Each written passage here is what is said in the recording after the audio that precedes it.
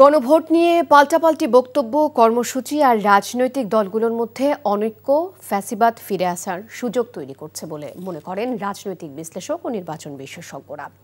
রাজনীতির জেদের কারণে সুষ্ঠু নির্বাচনের পথ বাধাগ্রস্ত হতে পারে বলে শঙ্কা তাদের।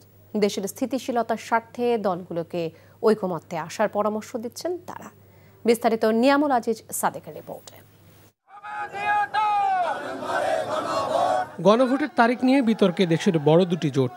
জামায়াতের নেতৃত্বে থাকা 8টি দল নির্বাচন কমিশনের সামনে কর্মসূচি পালন করেছে। এখনো অনমনীয় অবস্থানে তারা।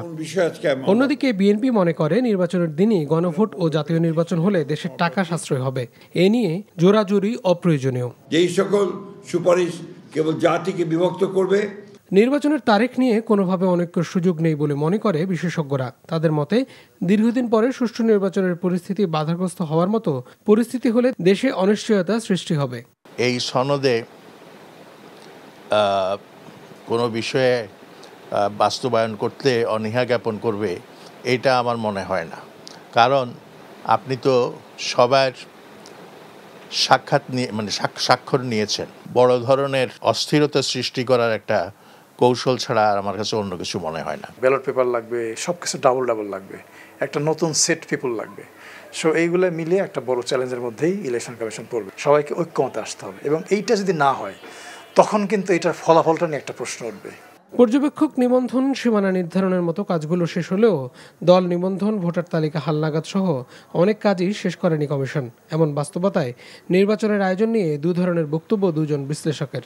এই যে একটা অনৈক্যের সুর, এই অনৈক্যের একটা পরিস্থিতি, এই পরিস্থিতিতে অল্প সময়ের মধ্যে নির্বাচন আয়োজন করে সেটাকে বাস্তবায়ন করাটা হয়তো খুব কঠিন হয়ে পড়বে।